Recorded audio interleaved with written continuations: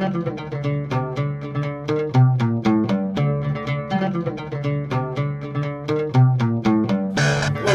welcome to Sci-Fi Christian. I am Ben DeBono here for Book 11 of this ongoing Paradise Lost analysis. Just one more book after this one, and then we will be done. Actually, here's what I think we're going to do. I think I do want to do kind of a wrap-up video at the end, because there's a couple of themes that have kind of run through all of this that we might not touch on in the last couple videos, just because they're not pertinent. But I do kind of want to do a brief wrap-up video. So look for book 12 later this week, hopefully. And then maybe even the conclusion later this week, though most likely that'll be a couple weeks out. I'm going to be gone out of town next week. So probably when I get back is when I would get to the concluding video, I imagine. We'll just see what happens though. So, book 11. Kind of an interesting, well, very interesting book, especially from a theological perspective. It's fascinating how many, different levels that Paradise Lost is working on, where you have, of course, the poetic, you have, and I know Milton wouldn't have used this term, but you have a psychological level. What is it like for Adam and Eve going through this? And we get some of that very profoundly in this book later on. We have a strong visual level. We talked about that a lot last time with some of the images of Satan and the demons being transformed into serpents. You have this epic, heroic poetry interaction going on. You have the tragic, almost Shakespearean elements. And again, we saw that last time with that long soliloquy from Adam that we read. But then you also have this theological level that we've come back to every now and again. And, obviously theology runs throughout this whole poem, because of the subject matter and the fact that Milton himself is Christian, although not always an orthodox one, but this is something he takes seriously. So you can't get away from theology at any point in this poem, but there are certainly points where it rises to the surface and becomes much more prominent than at other times. We saw that in book 3, where we had a long discussion in that video about Calvinism and Milton's view of Calvinism, and we're going to come back to that big time here in this one. We've also seen Milton's view of God, of sovereignty, of the nature of sin, of salvation. All these are different theological themes that have bubbled up from time to time. But we definitely do come back to Calvinism quite strongly here in book 11, and we really get it kind of right off the bat as we get into this whole discussion about between the Father and the Son, that ultimately concludes in Michael being sent down to earth to kick Adam and Eve out of the garden, but also give Adam this kind of sneak preview of how God's grace is going to work in the coming centuries and millennia. So, but what's very striking there is, and let me actually see, I only wrote down the line number, so let me just navigate on my iPad to the actual book. But we get this reference to prevenient grace right off the bat in line 3 of Paradise Lost. And prevenient grace, alright, let me just find it here. Sorry, I should have been more prepared, but give me just one second. So we have the line, I'll just read the first few lines here of the book. Thus they, in lowliest plight, repentant stood, praying. This is, remember we left Adam and Eve praying at the spot where the Son had judged them, right? And so they were in that state of repentance. For from the mercy seat above, prevenient grace descending had removed the stony from their hearts and made new flesh regenerate grow instead. Okay. So let me first say that if you're not familiar with Calvinism and don't remember our discussion from book 3, it might be worthwhile to do a quick Google search or something, just scan through a Wikipedia article to understand what is going on here. So Calvinism, in a nutshell, I won't go into this nearly as much as I did in Book 3, but it is essentially the belief that salvation only comes from God's election of individuals. In other words, all mankind is damned, and God elects certain humans for salvation. Lots of different styles of Calvinism, lots of nuances in different types of Calvinism. It's certainly a lot more complex than that, but if we're to do it in a 30-second summary, that's about the best we can do. So on the other side, and this is within Protestant theology, because Calvinism, of course, develops post-Reformation, like John Calvin, one of the reformers. And the categories we think of now are actually kind of in the second generation of Reformed Christians. So although Catholics, Orthodox, Anglicans might agree or disagree with certain parts of Calvinism, or Arminianism, which is the counterpoint, we would also, speaking now from a Catholic perspective, as I've mentioned before, there's a sense where the debate is kind of irrelevant to a Catholic or Orthodox, and to a lesser extent Anglican view of salvation. It's simply, if you kind of think of it as like a tree branching out. The Reformation goes this way, while Catholicism is, going this way, and the debate occurs over here. The debate doesn't involve Catholic thought or theology. Catholics are not involved in the development or ongoing nature of that debate, even though there are parts of it that would be relevant to Catholic theology. So Calvinism then, the counterpoint to it within kind of the second generation of Calvinist reformers, is developed by a guy named Jacob Arminius, who starts as a Calvinist and eventually comes to disagree with that Calvinist theology, and he develops what evolves into Arminianism, which is the other main view within Protestant theology of how salvation works. And Arminian theology essentially would say that no, salvation is offered to everyone, and individuals have the ability to choose whether or not to accept that gift of salvation. So Calvinists would say humans don't have the ability to accept the gift of salvation, only God has the ability to elect them, at which point they do accept it because of the election, whereas Arminians say no, salvation is offered to everyone, and it's the individual choice. Some choose to accept salvation, some do not.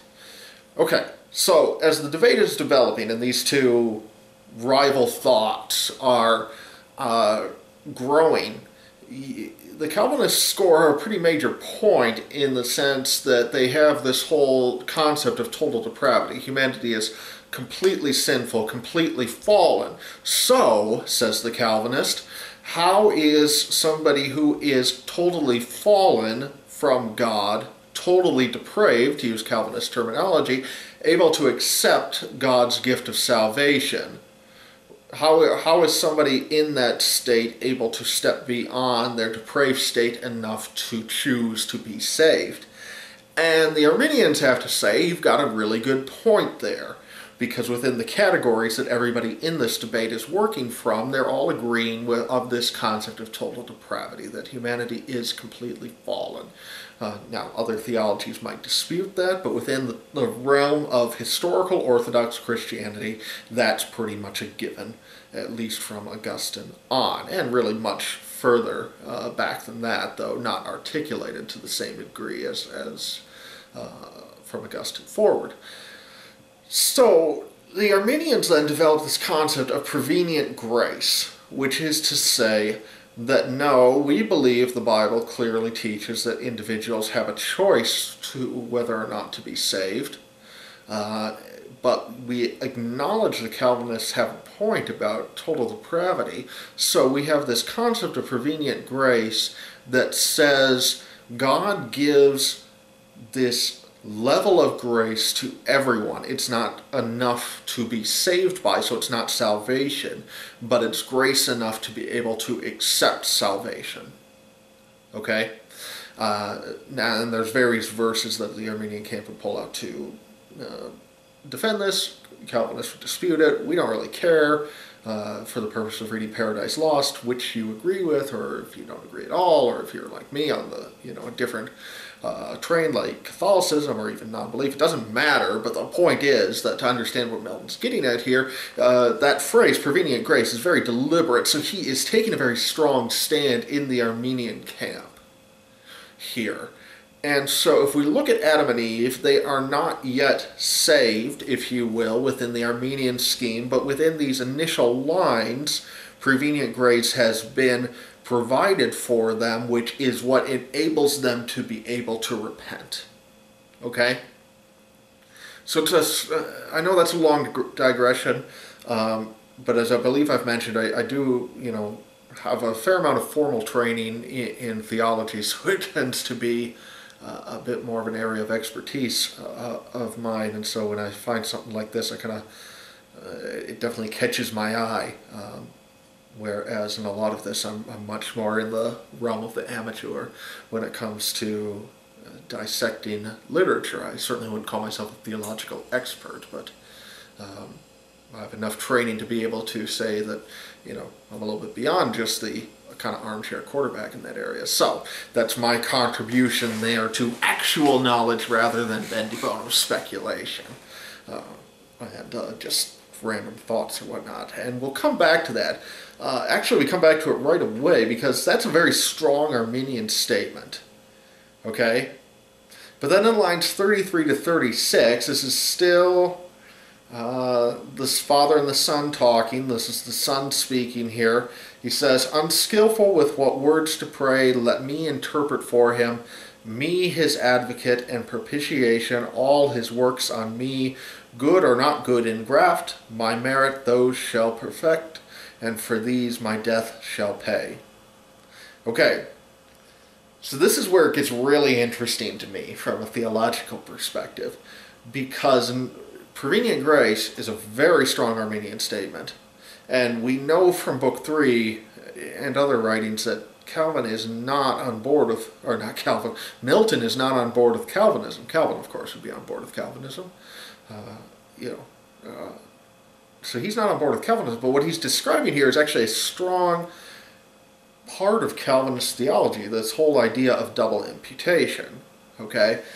So double imputation, again, I don't want to get too far into the theological woods here, but double imputation would say that when salvation is accepted, given, elected, whatever term we want to use there, what happens is all of my righteousness or lack thereof or wickedness or what have you is imputed onto Christ, and his righteousness is imputed onto me.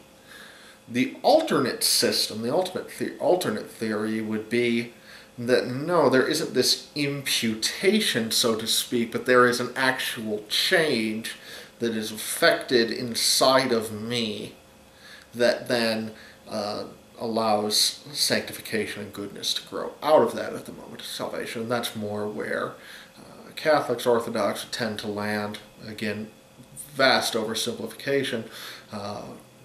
But that's where, those groups would tend to land. Arminians tend to object double imputation as well, though. And that's why this whole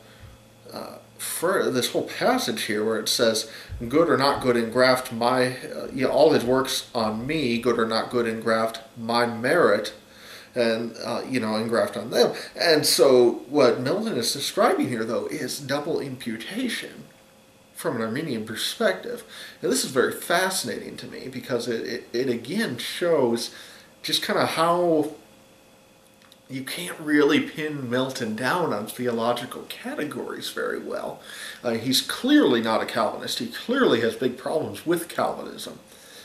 But he's also willing to accept Calvinist categories when he thinks they make sense. Now, it is worth noting that in the 500 years since Calvin, some Arminians do accept imputation of righteousness and this whole theological scheme. But, unless my historical theology knowledge is lacking, I would think that would be a very, very unusual belief at the time Milton is writing. So it's an extraordinary bit of insight into his often wild theological mind.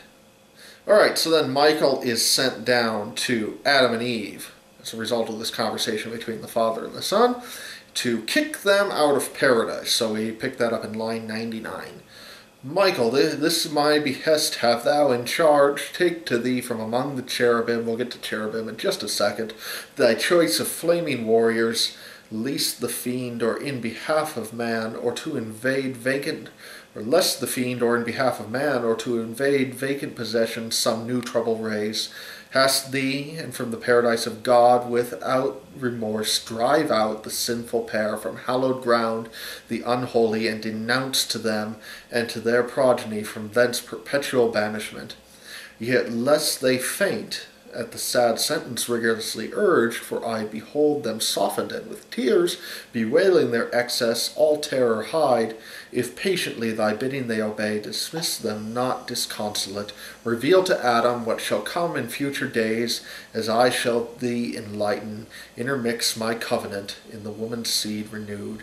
So send them forth, though sorrowing, yet in peace. So that's the mandate. Go down, kick them out, but then tell Adam what is going to happen. And that's what most of the rest of the poem, not only Book 11, but the poem is going to be about.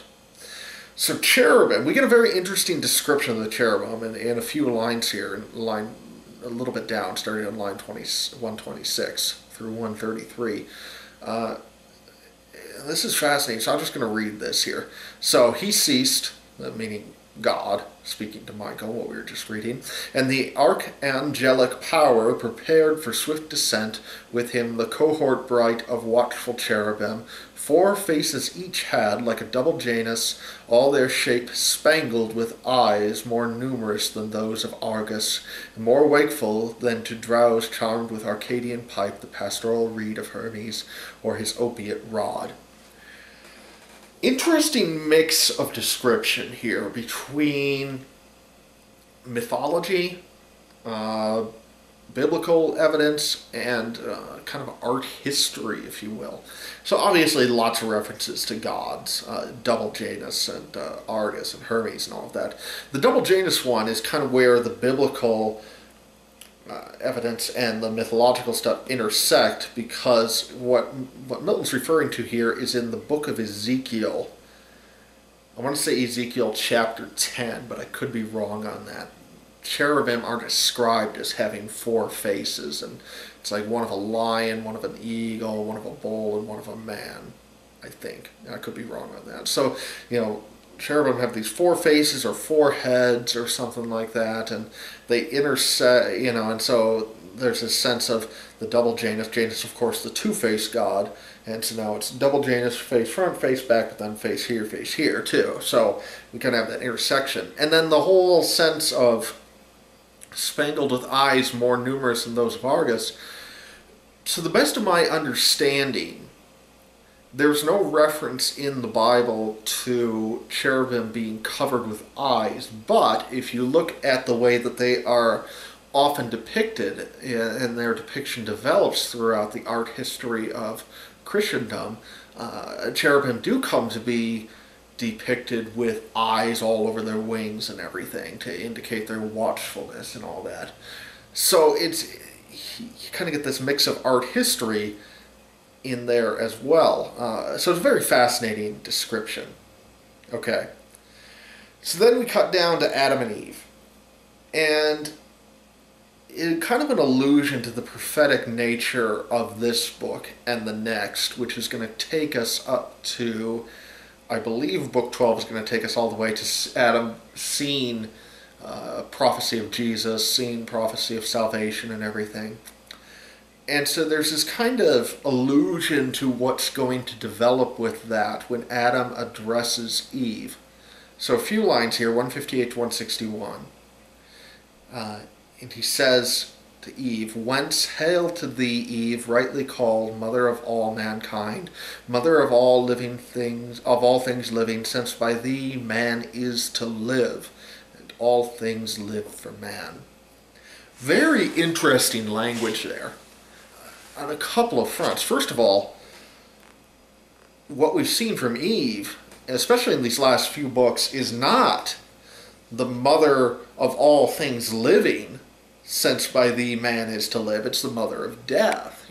She eats from the tree first, and death enters the world initially through Eve. And then more interesting is right at the beginning, whence hail to thee. Well, the use of hail ought to be a key in our minds when we hear that, because of course it's invoking the Lucan Annunciation of Gabriel to Mary at the moment of the Incarnation, right? So the Annunciation, Hail Mary, which of course we think of the great Catholic prayer, the Hail Mary, full of grace, the Lord is with thee. But most of the words from that, of course, are taken from Luke chapter 1, where Gabriel appears to Mary and announces to her that she will be the mother of Christ. And so Eve is very much being alluded to as Mary here. And that's not a mistake, and that's not an uncommon allusion within Christian theology.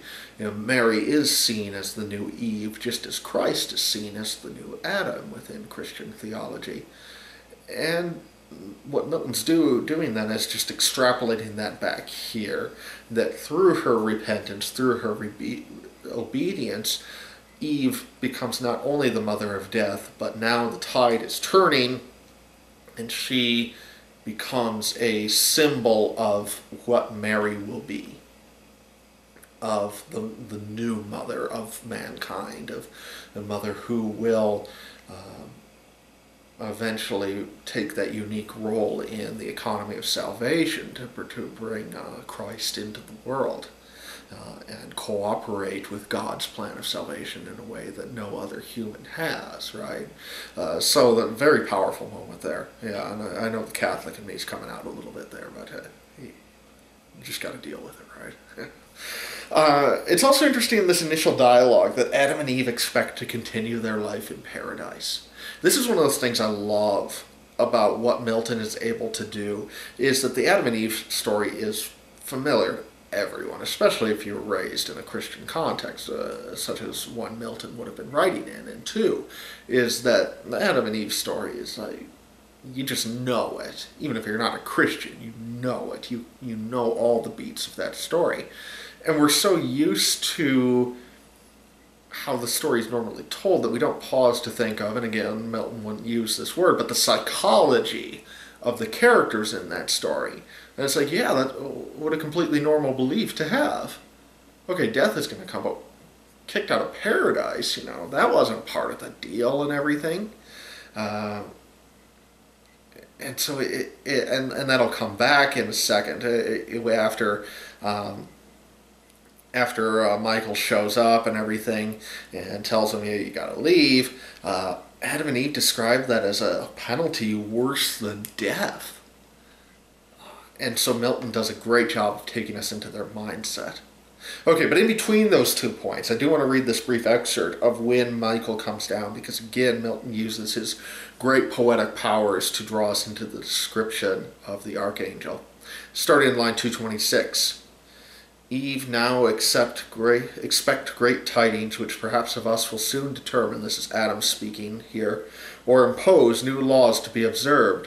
For I descry from yonder blazing cloud that veils the hill one of the heavenly host, and by his gate none of the meanest, some great potentate, or of the thrones above, such majesty invests him coming, yet not terrible, that I should have fear, nor sociably mild, as Raphael, that I should much confide, but solemn and sublime, whom not to offend with reverence I must meet, and thou retire. He ended, and the archangel soon drew nigh, not in his shape celestial, but as man clad to meet man. Over his lucid arms a military vest of purple flowed, livelier than Melbourne, I might be mispronouncing that, or the grain of Sarah, worn by kings and heroes old in time of truce. Iris had dipped the wolf, his starry helm unbuckled shewed him prime in manhood, where youth ended. By his side, as in glistering zodiac, hung the sword, Satan's dire dread, and in his hand the spear. Yeah, just a wonderful description. It does rightly drive home the difference between Raphael and Michael, and that difference is very much present in the Christian tradition. Michael is the great warrior. He is depicted in the Revelation of St. John as the one who battles the dragon. Of course, we saw that earlier in Paradise Lost, Book 6 and 7, or at least Book 5 and 6, I should say, when Michael kind of goes to war with Satan. And so Milton rightly wants us to get to see that and accept Michael for who he is and the great power that he has. Okay, and then we get another curiously Calvinistic moment in lines 307 to 313. This is Michael speaking to Adam and Eve after they kind of I'm sorry, this is Adam speaking after he's heard Michael say, hey, you guys gotta leave. They kind of freak out in despair, and then Adam accepts the fate, and he says, if by prayer incessant I could hope to change the will of him who all things can, I would not cease to weary him with my assiduous cries, but prayer against his absolute decree no more avails than breath against the wind, blown stifling back on him that breathes it forth. Now, of course, the will of God is a very complex topic within Christian theology, because most Christians are to go so far as to say all historically Orthodox Christians up until the last 100 years or so would affirm that the will of God is something very much set. Very much God is outside of time. God, he doesn't change. He's eternal. Kind of. You think about a Thomistic approach to God in the Summa, very much those qualities appear. And so Milton, on one hand, maybe is just invoking that, but yet this whole sense of unmovable, God's will being so unmovable that prayer is almost pointless, that almost goes even beyond Calvinism with the view of will, because of course this whole level of complexity within Christian thought of God as the immovable mover, as outside of time, as eternal, as does not change his mind, yet we're called to pray. So there's this whole complex mystery that I don't really want to get into, because you get into the weeds pretty quick there when it comes to theology. But I think it's worth noting that, and maybe he does this by artistic necessity, but just the quickness that Adam accepts that betrays a theological mindset that is almost resigned to the unmovable will of God in a way that I think goes beyond what most Christian teaching would have, to the point where Adam pretty much says, I'm not even going to bother to pray because it's already done. And I think that the Christian tradition never really leads us to that point. Even when we accept God's ultimate will, we are still called into prayer. So, complex moment.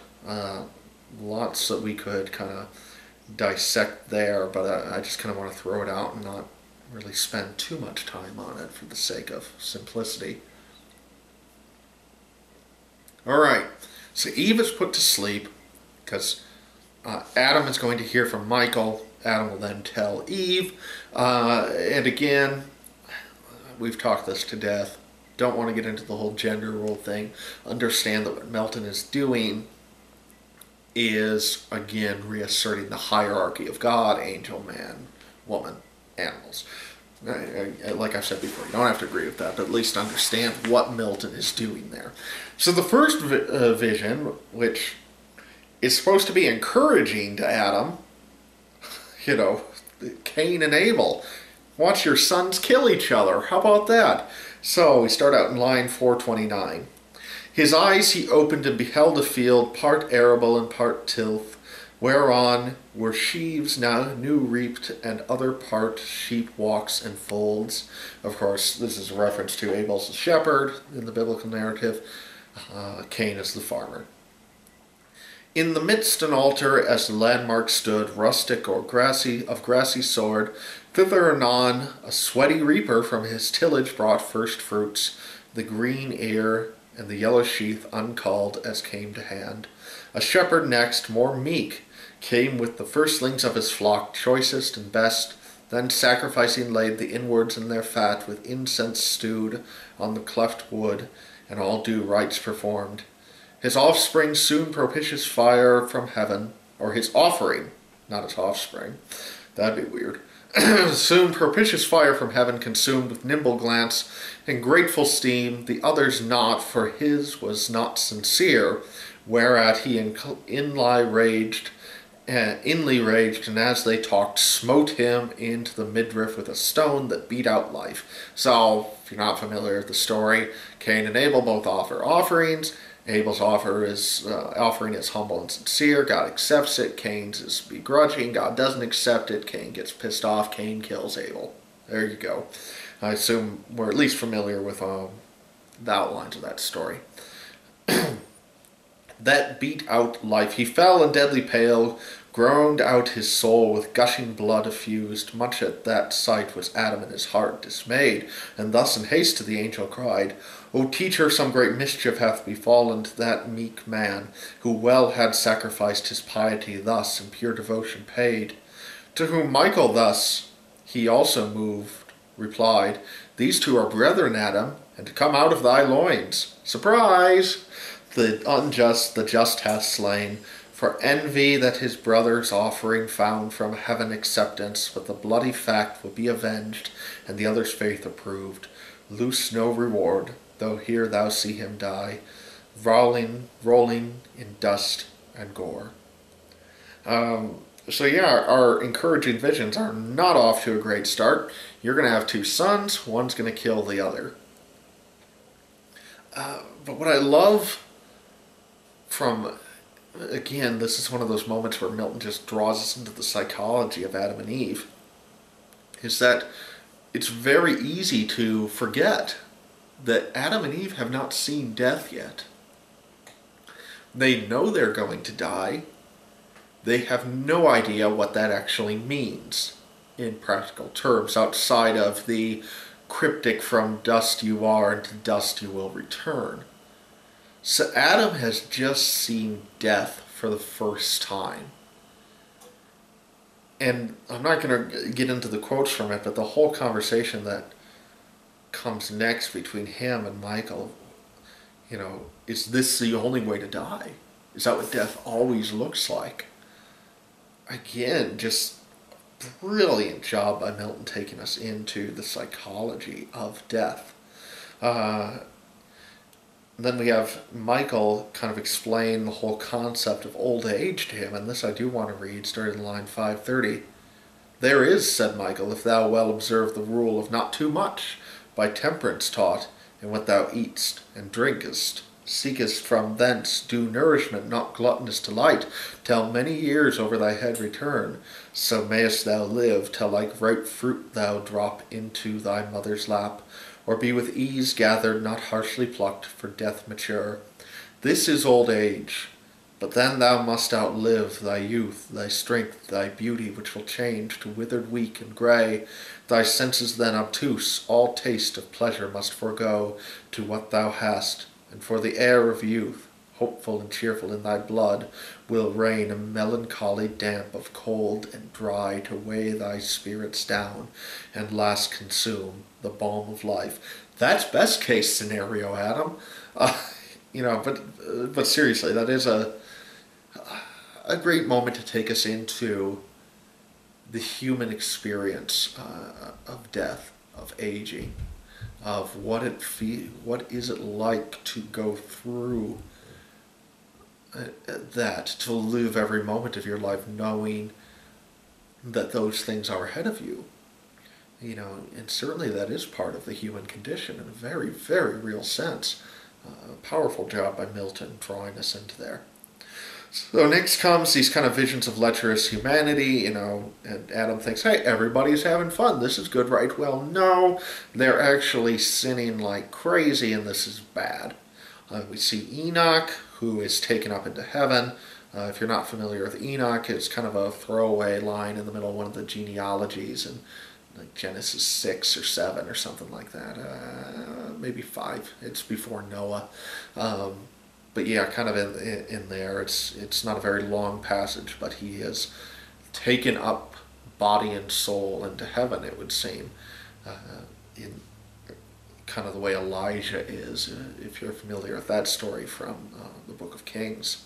Then we get this vision of Noah's Ark, and of course, this is where things kind of end on a happy note, because Adam's able to see that, yeah, goodness is going to continue through Noah, and that's going to carry us into the rest of this vision in Book 12. But what I wanted to, just for fun, spend a little bit of time on is this kind of curious phrase that occurs in line 835, and I'll read a few lines before that just to give a little context. So you Tolkien fans, J.R. Tolkien, Lord of the Rings fans, will want to pay attention to this.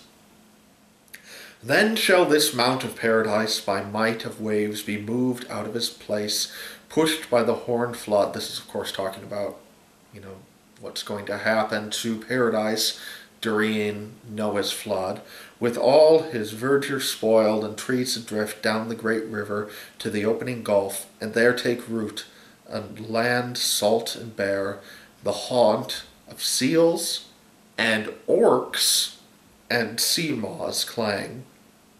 So, I'm a huge Lord of the Rings fan. Maybe we'll do an analysis series like this in Lord of the Rings sometime. That might be kind of fun.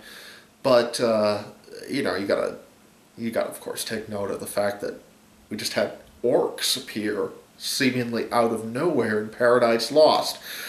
Well, let's not get too excited, of course, because these aren't Tolkien orcs, at least not exactly.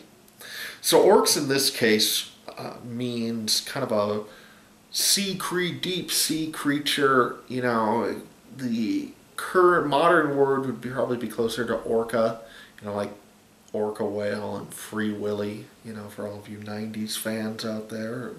Remember that pitiful film series that we all dragged our parents to back in the day? Or maybe you were the parent if you're one of my older viewers, in which case I should probably apologize for a generation of kids who dragged you to that crap. But anyway, orca whales, killer whales, right? So it's more a reference to this deep sea creature. Nothing like Tolkien's monsters. But if we bring the etymology back, and again I'll use my kind of tree metaphor here, Tolkien's orcs and Milton's orcs are way out here, very different, but they start from kind of this same tree. So Orcus was the Roman god of death, not Pluto, of course, but who was the god of Hades or the underworld or whatnot. But Orcus was kind of another Pluto-like god of the underworld, god of death, all of that. So you can see where we're kind of going here, this sense of etymologically the word starts there, Orcus. And then we have various terms in Old English that are derived from the Latin term orcus, that mean that are prefixed with orc or something like that. And some of these appear in like Beowulf, where they're translated as ogre. Orca, meanwhile, was also a Latin term for sea monster. So we kind of have this sense etymologically of this god of the underworld, and then we kind of riff off of his name to develop this orca Latin term for sea monster that Milton picks up on, and not just Milton, but at the time Milton is writing, is shortened to orcs, who are the sea monsters, which is what he's referring to. And the same token, we have this god Orcus, who is kind of riffed on as Old English develops as a language and incorporates some Latin terminology or what have you. And we get orc as a prefix for various terms that are translated as ogre or monster or whatever, and it's from that stream that Tolkien develops, but they do come eventually back to the same root. So, just a little bit of fun Lord of the Rings, Paradise Lost, etymological crossover fun for you.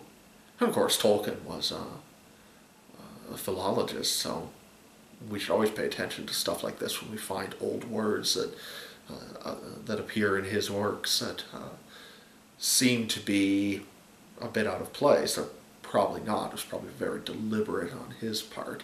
Not so much with Paradise Lost, but I think it's no question that he's riffing off of some of the stuff in Beowulf and other Old English, which was really his expertise.